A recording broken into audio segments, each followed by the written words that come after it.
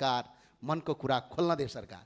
तर आज गरिब दुखी जनतालाई सरकारले करमाथि कर थपेर आज बिजोको अवस्था पुर्याएको छ।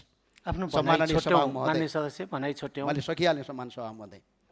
सम्माननीय सभामुख महोदय, म आज सरकारलाई सोध्न चाहन्छु, ठेलागाडामा व्यापार गरेर जीविकोपार्जन गर्नेहरूको व्यवस्थापन कहाँ छ? पठाउ र ट्याक्सी जस्ता सेयर राइडिङहरू चलाएर दैनिक जीविकोपार्जन गर्नेहरूको पार्किङ कहाँ छ? सम्माननीय सभामुख महोदय, सडकमा बसेर व्यापार गर्नुपर्छ भन्ने मान्यता छैन, तर ती नागरिकका लागि वैकल्पिक व्यवस्था किन गरिएन? उनीहरूलाई व्यवस्थित स्थान किन उपलब्ध गराइएन?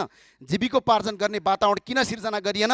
यही प्रश्नको जवाफ यो सरकारलाई, जनतालाई दिनुपर्छ। सम्माननीय सभामुख, यो सरकारलाई 100 दिनमै सबै काम पुरा गर भन्न खोजेको होइन मैले, तर कम्तीमा जनतालाई मार्ने होइन बचाउने नीति ल्याउनुपर्छ।